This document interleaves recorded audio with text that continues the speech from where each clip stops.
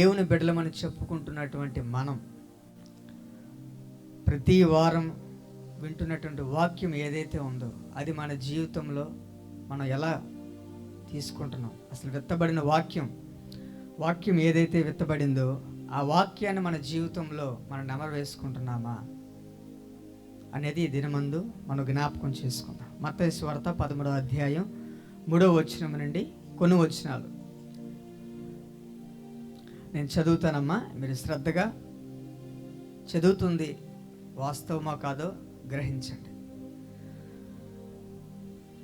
ఆయన వారిని చూచి చాలా సంగతులను ఉపమాన రీతిగా చెప్పెను. ఎట్లనగా, ఇదిగో విత్తువాడు విత్తుటకు బయలు వెళ్ళెను. వాడు విత్తుచున్నగా కొన్ని విత్తనములు త్రోవ పక్కన పడెను. పక్షులు వచ్చి వాటిని మిరింగివేసెను. కొన్ని చాలా మన్ను లేని రాతి నేలను పడెను. అక్కడ మన్ను లోతుగా లేనందున అవి వెంటనే మొలిచెను, కానీ సూర్యుడు ఉదయించినప్పుడు అవి మాడి వేరు లేనందున ఎండిపోయెను. కొన్ని ముండ్ల పొదలలో పడెను. ముండ్ల పొదలు ఎదిగి వాటిని అణిచివేసెను. కొన్ని మంచి నేలను పడి ఒకటి 100 అంతులుగాను, ఒకటి 60 అంతులుగాను, ఒకటి 30 అంతులుగాను ఫలించెను. చెవులు గలవాడు వినుగాక అని వారితో చెప్పాను. ఆమేన్. మా చెప్పేటువంటి మాటలు దయచేసి శ్రద్ధగా వినండి. ఈ వాక్యం ఒకరిని ఉద్దేశించో లేకపోతే ఒక మనిషికో సంబంధించింది కాదు. ఇది ఆల్రెడీ మొదటి నుండి ఆది నుండి ఉన్నటువంటి వాక్యం. ఇది దేనికి అంటే మన ఆత్మీయ జీవితంలో ప్రతి ఒక్కరం కూడా మనం సరి చేసుకోవాల్సినవి, తెలుసుకోవాల్సినవి, నేర్చుకోవాల్సినవి. కాబట్టి శ్రద్ధగా దయచేసి చెప్పేటువంటి వాక్యం శ్రద్ధగా దయచేసి వినాలని మనవి చేస్తూ ఉన్నాం. వాక్య భాగంలోనికి వివరించే ముందు అమ్మ, రక్షింపబడిన వారు ఒకసారి చేతులు ఎత్తండి అమ్మ. ఎంతమంది రక్షణ పొందుకున్నారు? రక్షణ పొందుకున్నవారు, నేను రక్షింపబడ్డాను, బాప్తీసం పొందాను అన్నవారు ఓకేనండి. ప్రతి వారం మన వాక్యం వింటూ ఉన్నాం. ప్రతి వారం మన వాక్యం వింటూనే ఉన్నాం కదా. విన్న వాక్యాన్ని మన జీవితంలో మనం ఎలా నెమరు వేసుకుంటున్నాం? ఇక్కడ యేసు ప్రభు వారు చూస్తే అక్కడ కూడినటువంటి జన సమూహంతో ఉపమాన రీతిగా చెప్పారు కొన్ని మాటలు ఉపమాన రీతిగా. ఉపమానం అనగా ఒక సందర్భాన్ని ఒక వస్తువుతో కానీ ఒక పరిస్థితులతో కానీ పోల్చి చెప్పేదాన్నే ఉపమానం అని అంటారు. అంటే అర్థమయ్యేటట్లుగా దాన్ని వివరించి చెప్పేదాన్ని ఉపమానం అని అంటారు. అయితే ఇక్కడ యేసు ప్రభు వారు 4 రకాలైనటువంటి మనస్తత్వాలు, అంటే 4 రకాలైనటువంటి హృదయాలు గురించి ఇక్కడ చెప్పడం జరిగింది. మొదటి నేల ఏమిటి? మొదటి హృదయం ఎలాంటిది అని అంటే త్రోవ పక్క పడినటువంటి విత్తనం. ఇక్కడ చూసుకుంటే విత్తనం అనగా వాక్యం, నేల అనగా మన హృదయం. గ్రహించండి, విత్తనం అంటే వాక్యం, నేల అనగా మన హృదయం. సో విత్తబడినటువంటి నేలలో అంటే చెప్పబడినటువంటి వాక్యం ఏదైతే ఉందో మన జీవితంలో అది ఎలా ఉంది, దాన్ని మనం అంగీకరిస్తున్నామా, ఆ వాక్యాన్ని మనం వాక్యానుసారంగా ముందుకు కొనసాగుతున్నామా అనేది ఇక్కడ మనం జ్ఞాపకం చేసుకున్నాం. మొదటి నేల చదువుకున్నాం కదండి. 3వ వచనం కనుక మనం చూసుకున్నట్లయితే, 4వ వచనం చూసుకున్నట్లయితే ఆయన ఉపమాన రీతిగా ఎట్లా, నేను విత్తువాడు విత్తుటకు బయలు వెళ్ళి వాడు విత్తుచున్నగా కొన్ని విత్తనములు త్రోవ పక్కన పడెను. పక్షులు వాటిని వచ్చి ఎత్తుకుని పోయెను.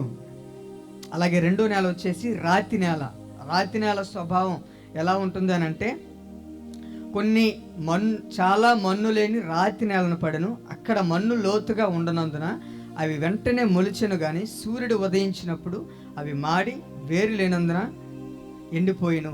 ఈ రెండింటి గురించి ఒకసారి మనం మొదటగా జ్ఞాపకం చేసుకున్నట్లయితే, ఈ ఉపమానం చెప్పిన తర్వాత శిష్యులకి అది అర్థం కాలేదు. నాకు తెలిసి ఇప్పుడు మీకు కూడా అర్థం కాలేదు, అందుకే నన్ను చూస్తున్నారు. ఉపమానం అనేది మీకు కూడా అర్థం కాలేదు. ఉపమాన భావం ఏమిటి అనేది 18వ వచనం నుండి ఒకసారి చదువుతాను, శ్రద్ధగా వినండి. 18వ వచనం ఏమిటంటే, విత్తువాని గూర్చిన ఉపమాన భావము వినుడి. ఎవడైనను రాజ్యమును గూర్చిన వాక్యమును వినియు గ్రహింపకయు ఉండగా దుష్టుడు వచ్చి వాని హృదయంలో విత్తబడిన దాన్ని ఎత్తుకొని పోవును. త్రోవ పక్క పడ్డవాడు విత్తనం వీడే. ఏమిటి అనంటే, అందరూ పరలోకానికే వెళ్ళాలనేటువంటి ఆలోచన. నరకానికి వెళ్తానన్న వాళ్ళు చేతులు ఎత్తండమ్మా. ఎవరు నరకానికి వెళ్తారా? నరకాలకు వెళ్ళని ఎవరికి ఆశ ఉండదు. అందరికి కూడా పరలోకానికే వెళ్ళాలి, పరలోకాన్నే మేము పొందుకోవాలి అనేది ప్రతి ఒక్కరి ఆలోచన. మరి అలాంటి ఆలోచన కలిగి ఉన్న మనకి హృదయాన్ని వాక్యాన్ని మన హృదయంలో ఎలా పతిలపరుచుకుంటున్నాం, ఎలా భద్రపరుచుకుంటున్నాం అనేది దీని ముందు జ్ఞాపకం చేసుకుంటే, వాక్యం ఈ త్రోవ పక్క పడ్డటువంటి నేల గల స్వభావం వ్యక్తి ఎలా ఉంటాడంటే, వాక్యం వింటాడు. వాక్యం వినేటప్పుడు దాన్ని గ్రహించుకునే లోపు, ఏదైతే చెప్తున్నారో వాక్యం దాన్ని గ్రహించుకునే లోపు దుష్టుడు వచ్చి వాటిని ఎత్తుకొని పోతాడు. దుష్టుడు ఎలా ఎత్తుకొని పోతాడు అనేది మనం జ్ఞాపకం చేసుకున్నట్లయితే, మనం ఇక్కడే ఉంటాం కానీ మన హృదయాలు అనేది విమానం కంటే అతి వేగంగా ఇంటికి నేను తాళం వేసానా లేదా సాయంత్రం సినిమా చూడాలా, సీరియల్ చూడాలా, లేకపోతే సాయంత్రం సినిమాకి ఏమైనా వెళ్ళాలా, లేదా కుటుంబ సభ్యులను ఎవరైనా వస్తే వాళ్ళ సంగతి ఏంటి, లేదా ఏం వండుకొని తినాలి. వాక్యం చెప్పేటప్పుడే విమానం కంటే వేగవంతమైంది మన మనస్సు. ఇక్కడే ఉంటాం కానీ ఆలోచన అనేది ప్రపంచవ్యాప్తం తిరుగుతూ ఉంటుంది. ఇదే దుష్టుడు ఎత్తుకుపోయే విధానం. ఎలా అనంటే, దేవుడు చెప్పేది ఏంటంటే, నేను లోకాన్ని జయించానని దేవుడు చెప్పాడండి. దేవుడు ఈ లోకాన్ని జయించాడు. కానీ లోకంలో జీవిస్తున్నటువంటి మనము సాతాన్ని జయించలేని పరిస్థితిలో ఉన్నాం.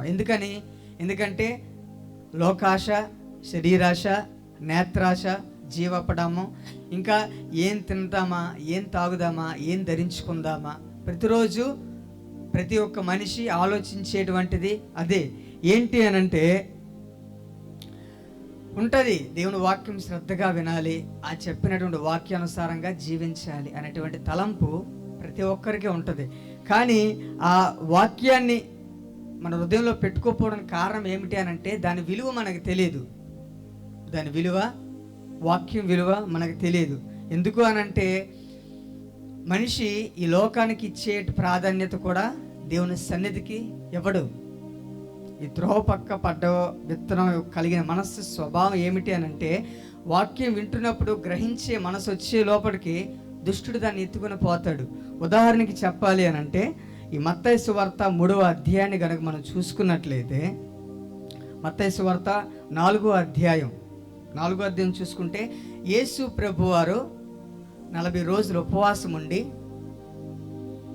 ఆ 40 రోజులు ఉపవాసం అయిన తరువాత ఆయన ఆకలి కొంటాడు. శరీర స్వభావం కలిగిన వాడు కాబట్టి యేసు ప్రభువారు 40 రాత్రులు 40 పగళ్ళు ఉపవాసం అయిపోయిన తర్వాత ఆయన ఆకలితో ఉన్నప్పుడు అప్పుడే శోధకుడు వస్తాడు. శోధకుడు అంటే ఎవరండి? ఒకసారి ఇక్కడ లేని వారు స్తోత్రం చెప్దాం. హల్లెలూయా. నిజంగానే మీరు ఇక్కడ లేరు, నా మాట మీరు శ్రద్ధగా వింటలేదు, అదే నేను అంటుంది. ఇక్కడ లేనివారు స్తోత్రం చెప్పండి అన్నాను, అందరూ స్తోత్రం చెప్పిన వాళ్ళు. దాన్ని బట్టి అర్థమే ఇదే ఏంటి అనంటే, వాక్యం వినేటప్పుడు మన కాన్సన్ట్రేషన్ వాక్యం మీద ఉండదు. మరి మన ఆత్మీయ జీవితం ఎట్లాగ ఎదుగుతుంది? తల్లి చేయించు, నేను వందనాలు చెప్తున్నా. వాక్యం చెప్పేటప్పుడు శ్రద్ధగా వినట్లేదు అనేది ఇక్కడే మీకు తెలిసిపోయింది. ఇక్కడ లేనివారు మరొకసారి స్తోత్రం చెప్పండి. అమ్మా, నా మాట మీరు గ్రహించాలి, తొందరపడి మాట్లాడొద్దు. ఎందుకంటే వ్యర్థంగా మాట్లాడు ప్రతి మాటకి లెక్కప్ప చెప్పాలి. ఈనాటి క్రైస్తవం ఎలా అయిపోయింది అనంటే, ఆదివారం మందిరానికి వచ్చాము, ఒక పాట పాడేసాము, ఒక ప్రార్థన చేసేసాము, దేవుడిచ్చిన దీవెనలు, దేవుడిచ్చిన ఆశీర్వాదాలు తీసుకొని వెళ్ళిపోతున్నాం అనేటువంటి భ్రమలో ఉన్నారు. నిజమైన ఆశీర్వాదం, నిజమైన దీవెన ఏమిటి అనంటే, ఈ లోకపరమైనటువంటివి మనం కలిగి ఉండటం కాదు, పరలోకానికి సంబంధించినటువంటివి కలిగి ఉండటం. ఎంతసేపు దేవుని స్తుతించామా, ఎంతసేపు దేవుని ఆరాధించామా, ఎంతసేపు దేవునికి కానుక ఇచ్చేసామా, లేదా ప్రతి ఆదివారం సమయానికి దేవుని మందిరానికి వచ్చేసామా, అది మాత్రమే సరిపోదు.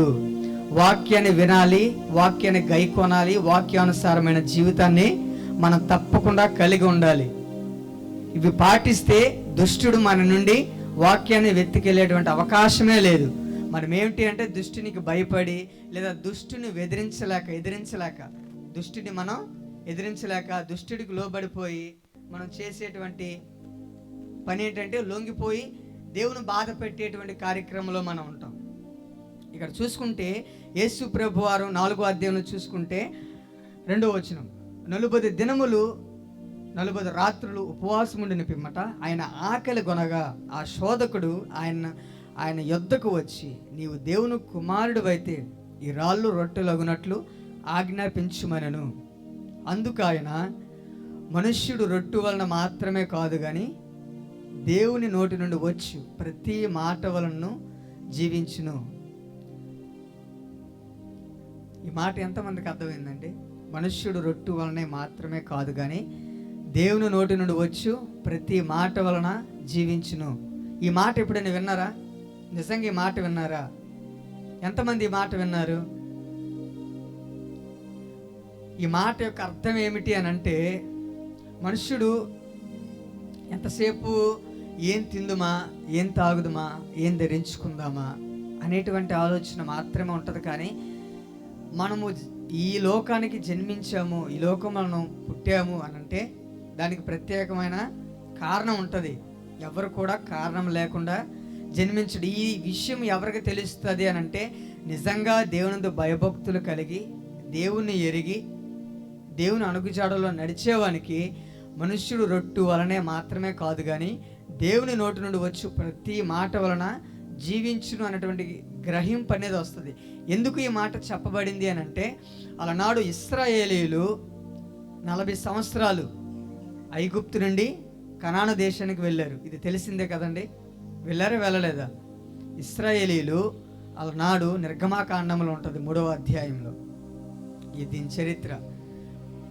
వాళ్ళు ఐగుప్తు నుండి, ఇశ్రాయేలు జనాంగం ఐగుప్తు నుండి కనానుకి వెళ్ళేటప్పుడు 40 సంవత్సరములు వారు వస్త్రాలు మాయకుండా, వారి చెప్పులు వారు తెగిపోకుండా, పగలు మేఘస్తంభమై రాత్రి అగ్నిస్తంభమై ఉండి దేవుడు వారిని నడిపించాడు. ఇదే మనుష్యుడు రొట్టె వలనే మాత్రమే కాదు కానీ దేవుని నోటి నుండి వచ్చు ప్రతి మాట వలన. అయితే ఇక్కడ మొదటగా యేసు ప్రభు వారిని శోధించింది ఎలా అనంటే, మొదటగా శరీరాశ. ఏంటి అనంటే, ప్రతి మనిషికి ఆకలి అనేది ఒక సహజ స్వభావం. ఎంతసేపు ఏం తిందాం. వాస్తవం చెప్పాలంటే ఆలోచనలు మాత్రమే దేవుడు అన్లిమిటెడ్గా పెట్టాడు. కడుపును కానీ పెట్టుంటే మనిషిని కూడా తినేసేవాళ్ళం. అందుకే ఆలోచనలకు మాత్రం హద్దు ఉండదు, కడుపుకు మాత్రం ఒక లిమిట్ అనేది ఉంటుంది. ఏదైనా సరే కొంత తిన్నాక మనం ఏమంటాం? చాలు అంటాం. అదే అసలు ఆ చాలు అనే విధానం లేకపోతే ఈ భూమిని కూడా తినేసేవాళ్ళం. అందుకే దేవుడు కొంచెం లిమిటే పెట్టాడు. మనిషి ఎలా తయారయ్యాడు అని అంటే, ఆశ ఉండదు, అత్యాశ, దురాశ. అది లోకంతో మనం పక్కన పెడితే ఎక్కువగా మన క్రైస్తవుల్లోనే ఉంటుంది ఆ స్వభావం. దేవుని మందిరానికి మనం ఎందుకు వస్తున్నాం అనేదానికి ఎవరైనా సమాధానం చెప్పగలరా? దేవుని మందిరానికి ఎందుకు వస్తున్నాం? దేవుడు ఏమిస్తాడా, ఈ వారం దేవుడు నాకు ఏమిస్తాడా, దేవుడు నాకు ఈ వారం ఏమిస్తాడా అనేటువంటిదే. కానీ మనము దేవునికి ఏమి ఇస్తున్నాం? దేవుడు మన యొద్ద నుండి ఏమి ఆశిస్తున్నాడు? విశ్వాసం ఉంటే సరిపోతుందా? మీరు చెప్పండి. దేవుని స్తుతిస్తే సరిపోతుందా? దేవుని సన్నిధిలో దేవుని విశ్వాసం ఉంటే సరిపోతుందా? దేవునిది భయము, దేవునిది భక్తి, ఇవి కూడా కంపల్సరీ. దేవుని యొక్క వాక్యాన్ని మన అవగాహన కలిగి ఉండాలి. ఎందుకంటే లోకంలో జీవించేటువంటి మనం ప్రతి ఒక్కరం కూడా ఇది శాశ్వతమైనది కాదు. మనం త్వరలో వెళ్తాం. ప్రతి ఒక్కరు కూడా దేవుని ఎదుటికి, సింహాసనం ఎదుటికి, తీర్పు దినాన మనం ప్రతి ఒక్కరం అక్కడ నిల్చుంటాం. నిల్చునేటప్పుడు దేవుడు అడిగేటువంటి ఒకటే ఒక మాట, నువ్వు నా గురించి ఎంత తెలుసుకున్నావు, ఎంత పాటించావు, అంటే వాక్యాన్ని ఎంత విన్నావు, ఎంత వాక్యానుసారమైనటువంటి జీవితాన్ని మనం గ్రహించాం. దేవుని సన్నిధిలో ఉన్నంత వరకు కూడా మన భక్తి విధానం, మన ప్రవర్తన, మన మాట తీరు బాగానే ఉంటుంది. ఒకసారి అడుగు బయటికి వెళ్తే చాలు, అక్కని పిలుస్తాం తన కాలు ఎప్పుడు ఇరిగిపోను అని అంటాం, అన్నాని పిలుస్తాం ఆడి ఎప్పుడు చచ్చిపోతాడా అని చూస్తూ ఉంటాం. ఇలాంటి స్వభావమే మనకు ఉంటుంది. గ్రహించాలా. మనం ఎందుకు ఈ లోకంకి వచ్చాం, దేవుడు మనల్ని ఎందుకు జన్మనిచ్చాడు, మనకి మనం రక్షింపబడ్డామంటే సరిపోతుందా? ఇంకా రక్షింపబడవలసిన వారు అనేక మంది ఉన్నారా లేరా? భూమి మీద అనేక మంది ఉన్నారా? అనేక మంది విషయం పక్కన పెట్టండి, మన కుటుంబంలో ఇంకా రక్షణ పొందినవారు ఎంతమంది లేరు? భార్య నమ్మితే భర్త నమ్మడు, భర్త నమ్మితే భార్య నమ్మదు, తల్లిదండ్రులు నమ్మితే పిల్లలు నమ్మరు. కొన్ని ఇళ్లలో పిల్లలు నమ్ముతారు కానీ తల్లిదండ్రులు నమ్మరు. ఎందుకు? ఈ లోకాశ ఇదే. ఎంతసేపు రేపుడు దినాన్ని గురించి ఆలోచించేటువంటి మనస్సే. యేసుప్రభు వారు అంటుంది, మొదట ఆయన నీతిని, ఆయన రాజ్యాన్ని వెతకండి. ఆయన నీతిని, ఆయన రాజ్యాన్ని వెతకండి. అప్పుడు మనకి ఏదైతే అవసరమో వాటన్నిటినీ దేవుడు మనకు అనుగ్రహించేవాడుగా ఉన్నాడు. ఎంతమంది ఆయన నీతిని, ఆయన రాజ్యాన్ని వెతుకుతున్నారు? ఎంతమంది ఆయన నీతిని, ఆయన రాజ్యాన్ని వెతుకుతున్నారు? మనం గ్రహించాలి. దేవుని సన్నిధికి వస్తున్నాము అని అంటే ఇదేదో ఆచారబద్ధంగా కాదు, ఇది ఒక ట్రెడిషనల్ క్రిస్టియానిటీ కాదు, ఇది ఒక లోకానుసారమైనటువంటి ఆచారాలు కాదు మనం పాటించాల్సిందే, లోకానుసారమైన భక్తి కాదు మనం చేయాల్సిందే.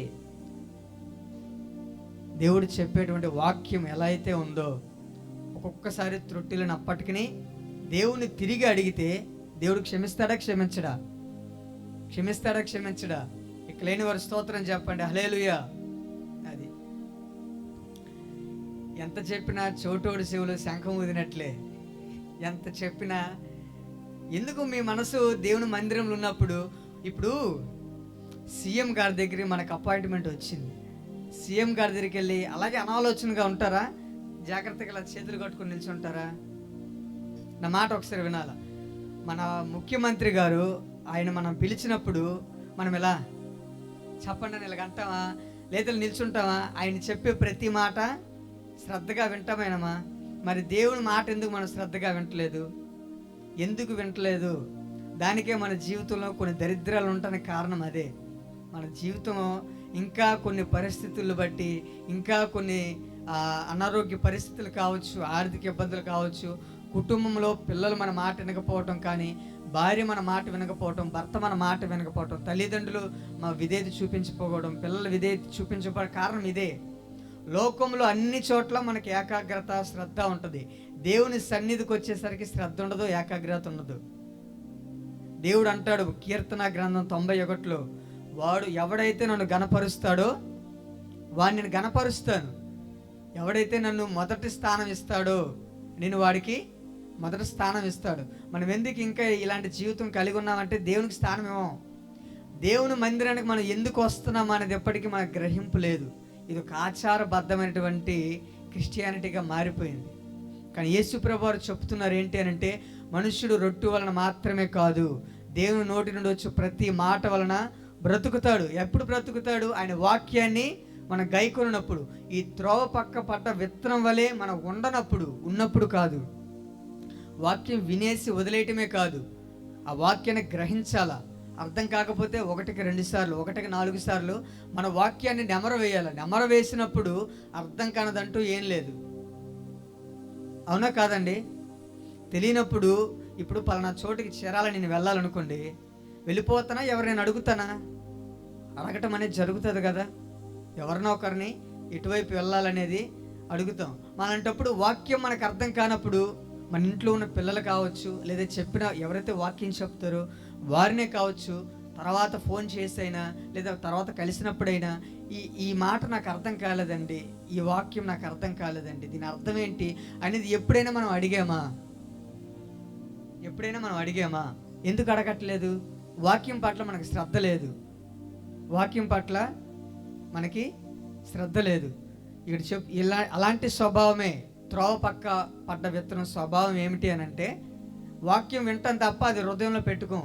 వాక్యం వింటాం కానీ వాక్యానుసారంగా మనం జీవించలేం. వాక్యం వింటాం కానీ ఆ వాక్యాన్ని మనం గైకొనం, మన కుటుంబంలో చెప్పం, ఇరుగు పొరుగు వారికి అంతకంటే చెప్పం. ముందు మనమే గైకొంటలేదు కదా. మనం గైకొంటే మనం చెప్పేవారు. ఇది మొదటి నేల, మొదటి హృదయం. ఇలాంటి హృదయాలు మన జీవితంలో, ఇది నా కాదు, మీ కాదు, ఇది మీ గురించి చెప్పట్లేదు, నా గురించి చెప్పట్లేదు, మన గురించి చెప్తున్నా. మన గురించి చెప్తున్నా, దయచేసి త్రోవ పక్క పడ్డ విత్తనం వలె ఉండొద్దు. లోకానుసారమైనటువంటి ఆశలకి, లోకానుసారమైనటువంటి అవసరాలకి, లోకానుసారమైనటువంటి విధానానికి దేవుని యందు భక్తి చేస్తే అది వ్యర్థము. దేవుడు అలాంటి భక్తిని కూడా చూడు. నాకు ఇష్టమైన మాట ఒకటి బైబిల్ ఏంటి అంటే, ప్రభువా ప్రభువా అని పిలుచు ప్రతి ఒక్కడు పరలోకంలో ఉండడు. ఇక్కడ ఎంతమంది ఉన్నాం? ఎంతమంది పరలోక రాజ్యానికి వెళ్తాం అనుకుంటున్నారు? ఎంతమంది పరలోక రాజ్యానికి వెళ్తాం అనుకుంటున్నారు? ఒక్కరు కూడా వెళ్ళరు. ఒక్కరం కూడా పరలోక రాజ్యానికి వెళ్ళే అవకాశమే లేదు. ఎప్పుడు వెళ్తాము అని అంటే ఈ వాక్యాన్ని మనం గైకున్నప్పుడు మాత్రమే. ఏదో 4 మాటలు చెప్పేసాము, హల్లెలూయా అంటే హల్లెలూయా, ఒక పాట పాడేసాము, లేదా ఒక ప్రార్థన చేసేసాము అంటే అది భక్తి కాదు. అది దేవుని రాజ్యాన్ని స్వతంత్రించుకునేది కానే కాదు. గ్రహించండి. ఎందుకు అనంటే, ఈ లోకంలో ఒక బీమా పొందుకోవాలి అని అనుకుంటే అనేకమైన షరతులు ఉంటాయి ఉండవండి? యాక్సిడెంట్ బీమా మనం పొందుకోవాలి. ఇంట్లో ఒక యాక్సిడెంట్ బీమా జరిగింది, దాని ద్వారా మనకి రావాల్సినటువంటి ఏదైతే ఎల్ఐసిది ఉందో అది రావాలంటే ఎన్ని అగ్రిమెంట్ల మీద సంతకం చేయాలి, ఎన్ని వాటిని మనం అంగీకరించాలి? అవునా? అదొక మర్డర్ కేసు అనుకోండి, అది వస్తుంది అనుకుంటున్నారా? రాదు. మరి ఈ లోకపరమైన వేట్లకి అన్ని ఉన్నప్పుడు మరి పరలోక రాజ్యాన్ని స్వతంత్రించుకోవాలంటే ఎన్ని ఉంటాయి? ఇప్పుడు నేను గ్రహించారా? నేను ఇంకా ఒక మాట దగ్గరే ఉన్నా, ఇంకా చెప్పాల్సిన చాలా ఉంది. ఒక ట్రెడిషనల్, ఒక ఆచారబద్ధమైనటువంటి క్రైస్తవునండి మనం బయటికి రావాలి. ఒక విశ్వాసం ఉంటే సరిపోదు. గ్రహించండి. దేవుని యందు భయభక్తులు, నిజమైన భక్తి ఏమిటి అని అంటే ఆయన మాటకి విధేయత చూపించటమే, ఆయన మాట శ్రద్ధగా వినటమే.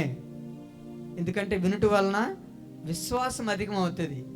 లోకానుసారమైన విశ్వాసం కాదు, వాక్యానుసారమైనటువంటి విశ్వాసం అధికమవుతుంది. మొదటి మాట మనం జ్ఞాపకం చేసుకున్నాం కదా, త్రోవ పక్క పడ్డ విత్తనం ఎలా ఉంటుందంటే వాక్యం వింటాం, అది గ్రహించేలోపే దుష్టుడు ఈ లోకాన్ని, లోక ఆశల్ని చూపించి దీని నుండి మనం తొలగిస్తాడు. రెండో మాట చూసుకుంటే రాతి నేల స్వభావం ఏమిటి అని అంటే వాక్యం వింటాడు. ఒక్కసారి చదువుకుందామా? మత్తయి సువార్త 13వ అధ్యాయము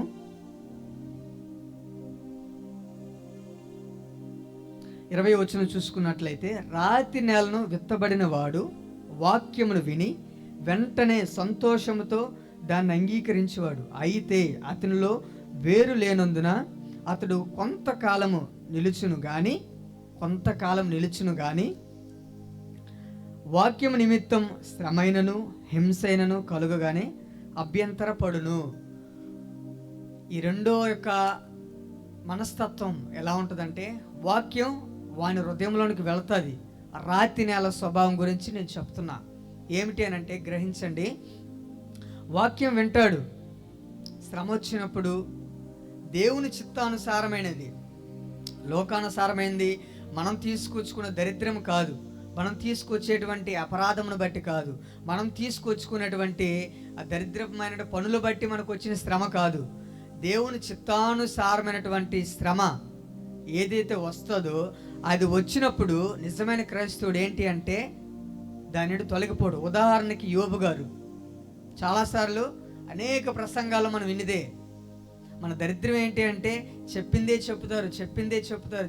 చెప్తారు కానీ అనేకమైనటువంటి మర్మాలు బైబిల్లో ఉన్నాయి. వాళ్ళు ఎందుకు చెప్పారంటే వాళ్ళకి తెలియదు కాబట్టి, మనం ఎందుకు అడగమంటే మనకి తెలియదు కాబట్టి. ఇప్పుడు ఒక వాక్యం చెప్తున్నాడు అంటే అందులో ఎంత వాస్తవం ఎంత అవాస్తవం ఉందనేది ఎంతమంది బైబిల్ తెరిచి చదువుతారు అండ్ ఎంతమంది అనుదిన వాక్యాన్ని ధ్యానించేవారు ఎంతమంది? అసలు చదువు వచ్చిన వారు చేతులు ఎత్తండి, అబద్ధం ఆడకుండా. ఎంతమంది దేవుని సన్నిధిలో ఉన్నాం? గ్రహించండి, దేవుని సన్నిధిలో ఉన్నాం. ప్రతి ఒక్కరు కూడా వాస్తవమే మనం మాట్లాడుకుందాం. ఎంతమందికి చదువచ్చు? చెయ్యి నిండా ఎత్తండి అమ్మా. ఏం తరిగిపోం కరిగిపోం. చదువు వచ్చా? ఎంతమంది మరి బైబిల్ చదువుతున్నారు? ఎవడు చెప్పాడు మన క్రైస్తవులమని? చెప్పండి. ప్రతిరోజు అనుదిన వాక్యం ఎంతమంది చదువుతున్నారు? మరి ఎవరు చెప్పారు మన క్రైస్తవులమని? దివారాత్రములు ధ్యానించువాడు ధన్యుడు. వాక్యం మనకు తెలుసు కానీ మనం ఏం చేయం? పాటించాం. అదే ట్రెడిషనల్ అంటే ఆచారబద్ధమైన క్రైస్తవం అంటే ఇదే. రాతి నేల స్వభావం ఎలాంటిది అంటే వింటాడు వాక్యం, ఇది నా కోసమే, దేవుడు నాతోనే మాట్లాడుతున్నాడు, నా గురించే మాట్లాడుతున్నాడు, నన్నే దృష్టిలో పెట్టుకుని మాట్లాడుతున్నాడు అంటాడు. మంచిదే, అది మంచి స్వభావమే. కానీ మరి దాన్ని అంగీకరిస్తున్నామా, గైకొంటున్నామా? నువ్వు ఈ బాధలో ఉన్నావని దైవజనుడు చెప్పాడు అనుకోండి, అవును నిజంగా నేను బాధలో ఉన్నాను. బాధలు ప్రతి ఒక్కడికి నువ్వే చెప్పండి. బాధ లేని వాళ్ళు చేతులు ఎత్తండి. ఎవరికైనా బాధలు లేవా? అమ్మా, బాధలు లేని వారి గురించి నేను చేయత్తమంటున్నా, ఉన్నవారు కాదు. శ్రద్ధగా వినండి. బాధలు లేని వారు చేయత్తండి అని అంటే నేను ఎత్తానని మీరు ఎత్తేకండి. నేను చెప్పడానికి అంటున్నా ఏంటి అని అంటే, బాధ లేని వారి భూమి మీద ఎవ్వరుండరు. ఏదో ఒకటి శరీరానుసారంగా కావచ్చు, కుటుంబంలో కావచ్చు, ఆర్థికం కావచ్చు, పిల్లల పరంగా, తల్లిదండ్రుల పరంగా, భర్త పరంగా ఏదో ఒక సమస్య ఉంటానే ఉంటుంది. లోకం అంటేనే శ్రమ, శ్రమ అంటేనే లోకం. దీన్నే మనం జయించాలన్నది. యేసు ప్రభు జయించాడు, మరణాన్ని జయించాడు, లోకాన్ని జయించాడు, పాపాన్ని జయించాడు. మరి ఆయన బిడ్డలు మనం పిలువబడుతున్న మనం ఏం జయిస్తున్నాం? మనం జయించేది ఏంటి అని అంటే, ఈ మందు బాటలు పట్టుకుని పైకెత్తి అది మనం జయించేది. ఒకరిని కొట్టి, ఇగో నేను ఆయన కొట్టాను అని జయించాం. పలానా ఇక ఆడవాళ్ళ విషయంకి వచ్చేసరికి నీళ్ళ బిందుల దగ్గర తగాదులు, స్థలం దగ్గర తగాదులు, ఇళ్ళ దగ్గర తగాదులు. ఇక ప్రత్యేకంగా చెప్పేదేం లేదు. ఏంటి మనం ఏం జయిస్తున్నాం గ్రహించాలా. దేవుని భయభక్తులు లేదా విశ్వాసం పిలవబడుతున్న మనం వాక్యాన్ని చదవకపోతే ఎట్లా? అనుదిన వాక్యం మన జీవితంలో ఉండకపోతే ఎట్లా? ఉండకపోతే ఎవరు చెప్పారు మనం క్రైస్తవులమని? మనకు మనం బోర్డు వేసుకోవడం తప్ప. దేవుడు అంటాడు రేపు, నువ్వెవరో నాకు తెలియదే, ఎందుకంటే నువ్వు వాక్యం చదవటం నేను చూడలేదు, నువ్వు ప్రార్థన చేయటం నేను చూడలేదు, నువ్వు ఒకరికైనా సువార్త ప్రకటించడం చూడలేదు, మొదట నువ్వే మారలేదు, నువ్వేం చెప్పావు, నువ్వు ఎవరో నాకు తెలియదని పక్క నెట్టేస్తాడు. అంతే, పక్కకి నెట్టేస్తాడు. ఈ రాత్రి నెల స్వభావం ఏమిటి అని అంటే, వాక్యం విని సంతోషించి దాన్ని అంగీకరించే సమయానికి దేవుని చిత్తానుసారమైనటువంటి శ్రమ వచ్చినప్పుడు దాన్ని తొలగిపోతాం. పలానా వాళ్ళు నన్ను అంత మాట అన్నారు, పలానా వాళ్ళు నన్ను ఎంత మాట అన్నారు, లేదా పలానా వాళ్ళు నన్ను కొట్టారు, నా నిమిత్తం మీరు హింసింపబడండి అని దేవుడే చెప్తున్నాడు. నా నిమిత్తం మీరు హింసించబడండి, శ్రమను ఉందండి, అప్పుడు నా తండ్రి ఎదుట మీరు నాకు తెలుసు అని నేను చెప్తాను. ఎవడైతే నలుగురిలో లోకంలో నేను యేసు ప్రభు బిడ్డనని ఎవరైతే చెప్తారో, పరలోకంలో కూడా నా కుమారుడు, నా కుమార్తె అని ఆయన కూడా చెప్తానన్నాడు. ఎప్పుడు చెప్తాడు మరి? ఈ విధానం మనం లేకపోతే దేవుడు చెప్తాడా? ఈ రాత్రి నెల స్వభావం ఏమిటి అని అంటే, శ్రమ శ్రమ శ్రమ వచ్చినప్పుడు పక్కకు తొలగిపోవటం, దేవుని నుండి, ప్రార్థన నుండి, సహవాసము నుండి, దేవుని నుండి తొలగిపోవటం అనేది జరుగుతూ ఉంటుంది. ఉదాహరణకి యోబు గారిని మనం జ్ఞాపకం చేసుకున్నాం. ఎన్నో శ్రమలు, ఎన్నో ఇబ్బందులు, కుటుంబాన్ని కోల్పోయాడు, ఆస్తిని కోల్పోయాడు, బిడ్డలను కోల్పోయాడు, ఆయనకున్న సమస్తాన్ని కోల్పోయాక ఆయన చెప్పిన మాట ఏంటి? ఎంతమందికి యోబు గురించి నన్ను చెప్పండి, చేతులు ఎత్తండి. ఎంతమంది యోబు గారి గురించి ఉన్నది? ఎంతమంది యోబు గారి గురించి ఉన్నారు? అసలు ఇదే దరిద్రమైంది. ఏంటి అని అంటే, కొన్ని వందల మంది ప్రసంగం చేసి ఉంటారు దీని గురించి. ప్రతి మందిరంలో జరుగుతుంది. ప్రతి మందిరంలో యోబు గురించి తెలియని వాళ్ళు అంటూ ఉండరు. అలాంటిది మనకు తెలియలేదంటే ఇక్కడే తెలుస్తుంది మన భక్తి, మనం దేవుని ఎందుకు ఆరాధిస్తున్నాం అనేది. యోబు సమస్తాన్ని కోల్పోయినాక కూడా ఆయన చెప్పింది ఏంటి అని అంటే, దేవుడే ఇచ్చాడు, దేవుడే తీసుకున్నాడు, దేవుని నామానికి మహిమ కలుగును గాక. అదే మాట మనం చెప్పగలుగుతున్నామా? దేవుని నిమిత్తం శ్రమ వచ్చినప్పుడు అదే మాట మనం చెప్పగలుగుతున్నామా? చెప్పండి, ఎందుకు చెప్పలేకపోతున్నాం? ఈ వాక్యం మనలో లేదు కాబట్టి, ఈ విత్తబడిన వాక్యం మన హృదయంలో లేదు కాబట్టి, అందుకే మనం చెప్పలేకపోతున్నాం.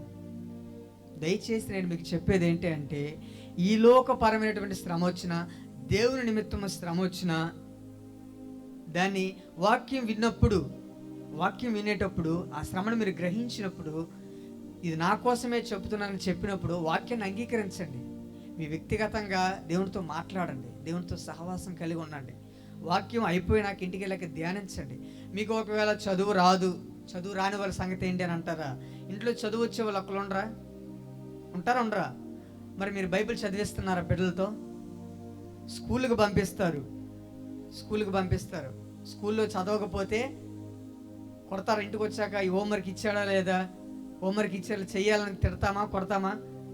మరి బైబిల్ ఎప్పుడైనా చదివామని మన తల్లిదండ్రులుగా పిలువబడుతున్నటువంటి మీరు పిల్లలు బైబిల్ చదవట్లేదని ఏ రోజున కొట్టారా? అమ్మా చెప్పండి. తిట్టారా బైబిల్ చదవట్లేదని? అందుకే మీ మాట వింటలేదు. తప్పు వాళ్ళది కాదు, పిల్లలది కాదు, పెద్దలదే. ఎప్పుడు లోకానుసారమైన చదువులు మీరు ఏకాగ్రతకు పెట్టిన మీరు పిల్లలు బైబిల్ చదువుతున్నారా, ధ్యానిస్తున్నారా అనేది మీరు పెట్టకపోవటం అదే పెద్ద పొరపాటు. ఎందుకంటే సామెతలో ఉందేంటి?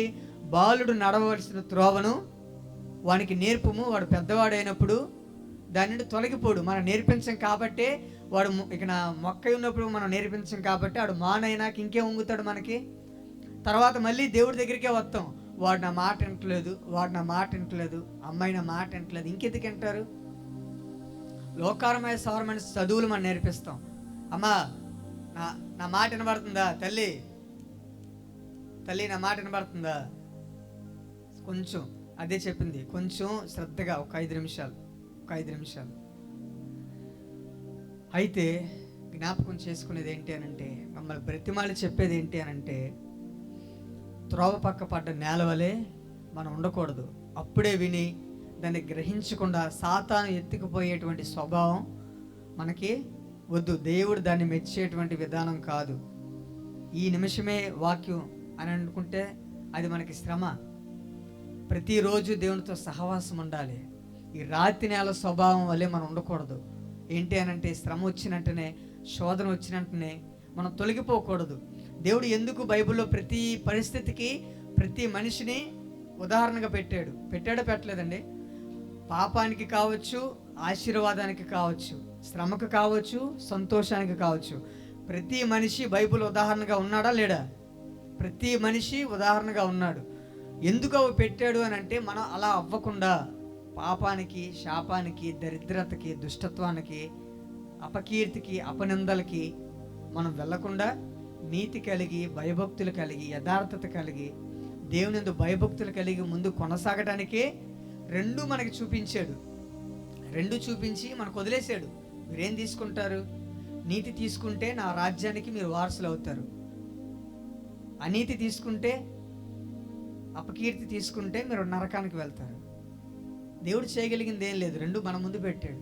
మనం ఏమి అంగీకరిస్తాము? ఇక 3వ పాయింట్ నేను మీకు చెప్తున్నాను. ముండ్ల పొద. మూడోది మనం చూసుకున్నట్లయితే ముండ్ల పొద స్వభావం ఏమిటి అని అంటే, భౌతికమైన సమస్యలు, ధనామోహం వాక్యాన్ని అణిచివేస్తుంది. వినకుండా చేయటం కాదు, అణిచివేస్తుంది. అణిచివేయటం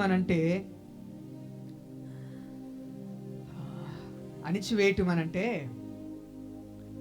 ఈరోజు ఆదివారం అని అందరికీ తెలుసు, ప్రతి ఒక్కరికి ఆదివారం అని తెలుసు. అయితే ఎంతమంది ఈరోజు కూడా పనిని మానేసి దేవుని మందిరానికి వస్తున్నాం? మన కుటుంబంలో భార్య కావచ్చు, బిడ్డలు కావచ్చు, భర్త కావచ్చు, తల్లిదండ్రులు కావచ్చు, ఎంతమంది పనిని వదిలిపెట్టి, దేవుడు అనేది ఏంటి? 6 దినములు మీవే అన్నాడు దేవుడు. 6 దినములు మీవే, 7వ దినం ఏమన్నాడు? నాది. అది మీరేం చేయాలి? దాన్ని పాటించాలి. కానీ ఈ ధనామోహం వల్ల ఈ రోజుల్లో మనిషి డబ్బుని ఏలటం కాదు, డబ్బే మనిషిని ఏలుతుంది. కొంత డబ్బు ఇస్తామంటే ఒక మనిషిని చంపేయడానికైనా అవతల మనిషి రెడీ అయిపోయాడు. కొంత డబ్బు ఇస్తామనంటే మంచి మాటని చెడు మాటగా చెప్పేవాళ్ళు కూడా ఉన్నారు. కొంత డబ్బు ఇస్తామనంటే ఆ స్థలాన్ని కబ్జా చేసేవాళ్ళు కూడా ఉన్నారు. ఇదే ఏంటంటే, మనిషి డబ్బును ఏలే సమయాన్ని వదిలిపెట్టి డబ్బే మనిషి ఏలేటువంటి పరిస్థితికి ఈ రోజుల్లో మనం దిగజారటం చూడొచ్చు. కానీ దేవుడు ఏమంటాడు? సమస్త కీడులకు మూలం ధనమే. సమస్త కీడులకు మూలం ధనమే. కాబట్టి మనం ధనవంతులుగా ఉండటానికి, ధనామోహం కలిగి ఉండటానికి మనం ప్రయత్నిద్దాం, గ్రహించుకుందాం. ఎందుకు అనంటే దేవుని రాకడ అతి సమీపంలో ఉంది. దేవుని రాకడ అతి సమీపంలో ఉంది. కాబట్టి ప్రతి ఒక్కరు కూడా ఈ 3 మాటలు నేను మీకు తెలియచేసేది ఏమిటి అనంటే, ధనానికి కావచ్చు, ఈ లోకానుసరమైన శ్రమకు కావచ్చు, లేదా ఈ లోకానుసరమైన దుష్టుడు వేసేటువంటి తేలికైన ఉచ్చులు కావచ్చు, మనం వాటి మీద ఆలోచన పెట్టకూడదు. దేవుని వాక్యం వైపు మాత్రమే. ఈ దినమందు విత్తబడిన వాక్యం నా జీవితంలో ఎలా ఉంది, వాక్యాన్ని నేను గైకుంటున్నానా, వాక్యాన్ని నేను వింటున్నానా, విన్న వాక్యాన్ని నా జీవితంలో నేను నీరుగట్టి ఫలింప చేసుకుంటున్నానా అనేది మనం గ్రహించాలి. ఆఖరిగా చూసుకుంటే మంచి నేల పడ్డ విత్తనం అది ఎలా అంట, 30 దంతులుగాను 60 దంతులుగాను 100 అంతులుగా అది ఫలించబడింది. ఫలించి ఏమైంది, నీటి కాలువ నాటబడిన చెట్టు ఏ రీతిగా అయితే తగిన కాలంలో ఫలాన్ని ఎలా అయితే పొందుకుంటుందో, మనము కూడా ఎప్పుడైతే వాక్యాన్ని మన హృదయంలో, మన పుస్తకాలలో కాదు, మన నోట్బుక్స్లో కాదు, బైబిల్ పట్టుకోవటం కాదు, ఎప్పుడైతే మన హృదయంలో వాక్యాన్ని పెట్టుకుంటామో అప్పుడు మన జీవితంలో అది ఫలభరితంగా ఉండి ఏమి చెయ్యాలి, ఏమి చేయకూడదు, ఎటు నడవాలి, ఎటు నడవకూడదు, ఎవరితో ఎలా మాట్లాడాలి, ఎవరిని ఎలా పిలవాలి, ఎవరితో ఎలా మనం సహవాసం కలిగి ఉండాలి అనేటువంటిది వాక్యం మనకి నేర్పిస్తుంది. కాబట్టి నేను మీకు చెప్పేది ఏంటి అనంటే, దయతో నేను మీకు విన్నవించేది ఏంటి అనంటే, విత్తబడిన వాక్యం అది ప్రతి వారం కావచ్చు, ప్రతిరోజు కావచ్చు, ఏదైనా కానీ ఆ విత్తబడిన వాక్యం మన జీవితంలో, మన హృదయంలో దాన్ని పెట్టుకుందాం. ఎందుకంటే దేవుని రాకడ అతి సమీపంలో ఉన్నాం. నామకార్థపు భక్తి చేస్తే మనం పరలోక రాజ్యానికి వెళ్ళాం. నేను ఆఖరిగా మీకు చెప్పేది ఏమిటి అనంటే, ఈ లోకాశ, శరీరాశ, నేత్రాశ ఇవన్నీ కలిగి ఉండి కూడా మన దేవుని రాజ్యాన్ని స్వతంత్రించుకుంటాం అనుకుంటే అది భ్రమ. దేవుని రాజ్యానికి అలాంటి వాళ్ళు అర్హులు కారు. ఎవరైతే వాక్యాన్ని విని వాక్యానుసారంగా జీవిస్తారో, వాక్యానుసారంగా ఇంకొందరిని నడిపిస్తారో వారికే పరలోక రాజ్యం. కాబట్టి ఈ మాటలు ముగిస్తున్నాను. దేవుడి ఈ చెప్పబడిన వాక్య భాగాన్ని మన ఆత్మీయ మేలుకై దీవించి ఆశీర్వదించును గాక. ఆమేన్.